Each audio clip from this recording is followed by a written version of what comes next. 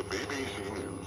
The Russian opposition activist Alexei Navalny has been detained on arrival back in Moscow.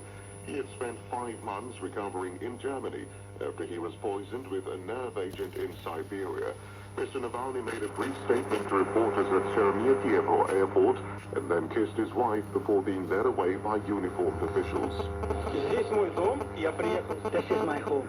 I've come back and he asked me, are you afraid? I'm not afraid. I know that all the criminal cases against me are fabricated. All these scare tactics they've come up with are not true. I'm not afraid of anything. I ask you not to be afraid also. The prison authorities said Mr. Navalny had broken parole conditions. His flight from Berlin was diverted from a different airport where around 2,000 people had gathered to welcome him home. Our Moscow correspondent Sarah Rainsford has more. They were met by buses of riot police. The riot police eventually moved in and started pushing the crowds out of the airport into the freezing Moscow night.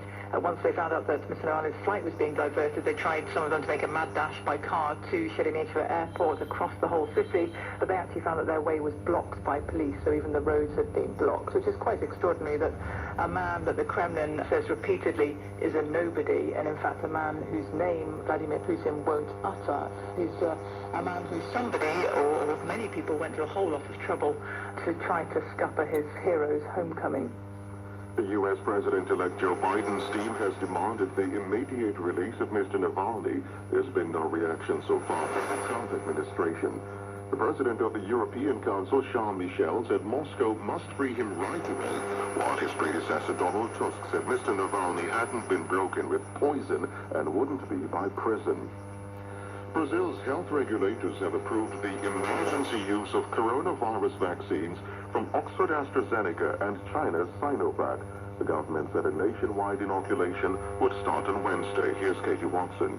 This comes as a relief to many Brazilians who've been waiting anxiously for news about when vaccinations would start. The pandemic has become deeply political in Brazil. From the very beginning, Sao Paulo's governor, João Doria, who's expected to run in presidential elections next year, has backed Coronavac. Meanwhile, President Jair Bolsonaro has refused to be proactive in coming up with a clear inoculation plan and continues to sow unfounded doubts about vaccines. There have been more clashes between protesters and police in the Tunisian capital Tunis and several other cities across the country. It was the third night of tension. The authorities say they've arrested more than 200 people, mostly youngsters. Tunisia is enduring severe economic problems and prices have rocketed. World news from the BBC. Twitter has temporarily suspended the account of a U.S. Republican congresswoman and ardent supporter of President Trump.